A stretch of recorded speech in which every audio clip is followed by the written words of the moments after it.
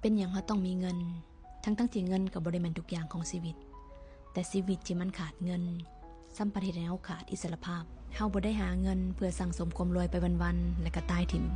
แต่สั่งสมเงินเพื่อสร้างคุณค่าให้กับชีวิตการมีเงินมันดีอย่างหน่อยก็ตัดความกังวลในชีวิตไปหลายๆเรื่องเลยจริงๆสมบัติในโลกใบนี้มันก็เป็นของกลาง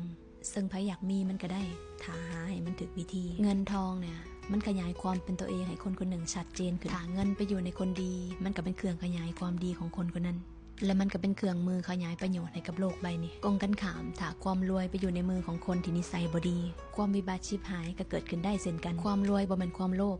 ถ้าเฮาหามันมาโดยความถูกต้องแต่มันจะเป็นความโลภทันทีถ้าเฮาไปเบียดเบียนเอาของผู้อื่นเสพสุขชั่วคราวแต่ทุกข์ในบั้นปลายคนรวยเพราะเขามีบุญเก่าบวกกับความตั้งใจจริงในปัจจุบันชีวิตที่มีเป้าหมายก็คือการเดินทางไกลแต่หัวทางหนาคือไสสนะถ้าทุกมื้อเนี่ยเขาใช้ชีวิตเลื่อนลอยคอยแต่วาสนาว่ามื้อใดจะมาถึงแบบนี้เขาเอิ้นว่าคนเพ้อฝันตื่นจากฝันกลางวันแล้วก็มาลงมือทำอยากได้ก็ต้องหาอยากสำเร็จก็ต้องมีวินัยอยากเจริญก้าวหน้าไวก็ต้องเปลี่ยนนิสัยเดิมๆในขณะที่ทุกคนต่างดิ้นรนบ่มีใครจะมายิบยื่นให้เฮาได้ตลอดเวลาถ้าเฮาบ่เป็นที่พึ่งของตัวเฮาเองตนเป็นที่พึ่งแห่งตนใช้ชีวิตอย่าประมาทคืออยู่บนสติที่หูโตว่าจะบ่เฮ็ดสิ่งใดที่มันจะนำความชิบหายมาสู่ตนเองในอนาคตอยากรวยให้แบ่งทำทานยิ่งให้ยิ่งได้อยากรักษาทรัพย์ไว้ให้รักษาศีลรักษาศีลคือการรักษาสมบัติรักษาสุขภาพอุดห้อยหัวในชีวิตอุดสมบัติในคลังให้กับตัวเอง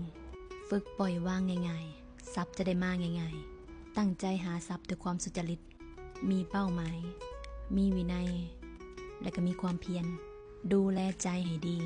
ถ้าคิดดีอารมณ์เราก็จะดีไอเดียดีๆก็จะมาอารมณ์ดีก็จะดึงดูดแต่เรื่องดีๆเข้ามาในชีวิตเช่นกันอยากรวยมันต้องเริ่มจากใจขยายเราก็กลายเป็นคนรวยได้เริ่มจากการเป็นผู้ให้จากการแบ่งปันเพราะมีจึงให้ได้เพราะให้จึงกลายเป็นคนรวยแทนที่เราจะเอาเวลาไปคิดในสิ่งที่มันติดลบเปลี่ยนมาเป็นการสั่งสมเรื่องดีๆศึกษาเอาสิ่งใหม่ๆเข้าโตและกลับมาพัฒนาตัวเองให้ดีกว่าคนเก่าที่เราเคยเป็นในอดีต